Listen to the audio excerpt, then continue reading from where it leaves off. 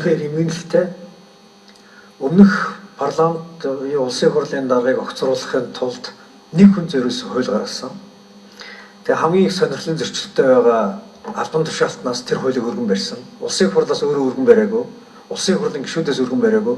Та бүхэн түүхээс санаж байгаа бол түүхийг эргүүлээд нэг хараад үзээрэй. Зүгээр парламентын дархлаа, парламентын арчлыг хамгаалахын тулд арчсан намын нэг хатуу байр суурь байгаа.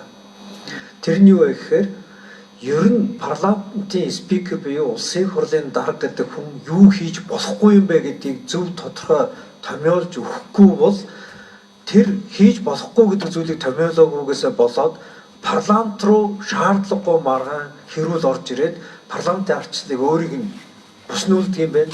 Парламентын дархлааг өөрийг нь бүдгэрүүлдэг юм байна гэдгийг харж байгаа. За эхнийхийг нь би маш тодорхой хэлье.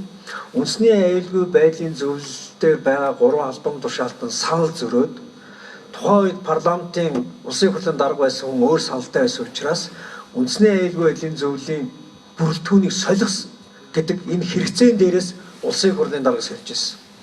Өмнөх кейс нь. Эндээс бидээс ямар сургамж авах хэрэгтэй байсан бэ гэхээр парламентын спикер юу улсын хурлын дарга үндэсний аюулгүй байдлын зөвлөлд байж болохгүй юм байна. Дэлхийн нийтээр ийм жишг байдаггүй юм байна гэд улсын хурлынхаа даргыг үндэсний аюулгүй байдлын зөвлөлөөс гаргачихсан байсан бол бас маш олон өөрчлөлт ирэх байсан. Та бүхэн анзаараарай. Дэлхийд ийм жишг ерөөсөй байхгүй. Улсын хурлд ажиллаа хариуцдаг хүмүүс улсын хурлыг толгойлдог хүн нь өөр газар очиод тэр ажлаа хариуцдаг хүний даргалж байгаа зөвлөлд цэрэг нь болоо сууна гэдэг бол төрийн эрх барихтад байгууллага эрх мэдэл хуваарлтын үндсэн суурь зарчмыг алдагдуулж байгаа. Энэ зарчим алдагдсан учраас л тэр үед парламентын дархлаа гэдэг үг гарч ирсэн. За өнөөдөр дахиад юу орсон бэ гэхээр дэлхийн нийтэд байдаг жишг. Парламентын дарга буюу спикер гэдэг хүн улс төрийн намаасаа түтгэлцдэг жишгтэй. Аль нэг намын дарга болдоггүй.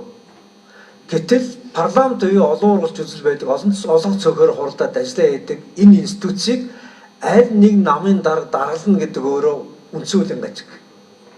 Энийг арчсан нам зээх бол гэдэг хүнийг улсын хурлын дарга болгоод арчсан намын дарга болгоод ихлүүлсэн тийм түүхтэй энэ алдаагаа бид нас засах хэрэгтэй. Парламентод энэ хэрүүл яагаад орж ирсэн бэ? Та бүхэн бүгдээрээ мэдж байгаа.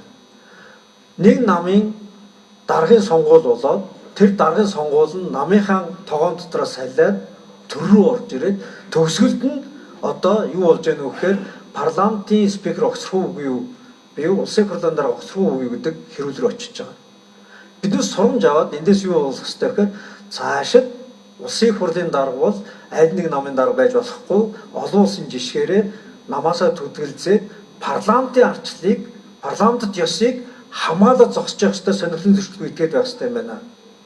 Хэрвээ тийм сонирхлын зөрчилгүй итгээд байсан бол аль нам үдид парламентын арчилд аюул учрах нэгэд зогсож байгаа шүү дээ. Гэтэл өнөөдөр яг тэг зогсож чадахгүй байна уу гэхээр парламентын толгой дээр нэг намын дарга гарч ирэх гэж байгаад нь улс төрийн намууд хойшоо сууж эхэлж байгаа. Энэ өөрөө сонирхлын зөрчил талаасаа бас эвгүй харагдаж байгаа байхгүй юу?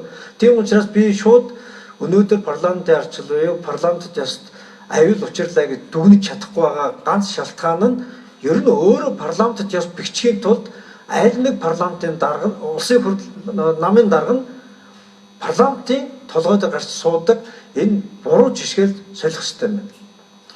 Парламентын спикер намын дарга байх тухай эсвэл улсын хурлын дарга үндэсний аюулгүй байдлын зөвлөлд байх тухай ямар ч үг үсэг заалд үндсэн үйлд байхгүй.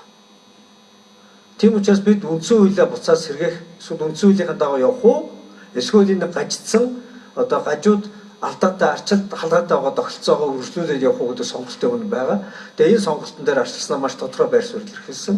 За бид бол арчилсан намынхаа хувьд парламентын засаглалыг байнга дэмждэг парламентын арчлалын төлөө зогсдог намынхаа хувьд бид парламентыг дахиад ийм сонирхлын зөрчилтэй зөв бус маргаанаар оруулахгүй тулд улсын хурлын дарга нь бол аль нэг намын дарга байж болохгүй юм байна. Тийм учраас намаасаа түлхэлцдэг спикертэй байхын төлөө бид бол тууштай зогсноо л гэдэг шийдвэрийг гаргасан.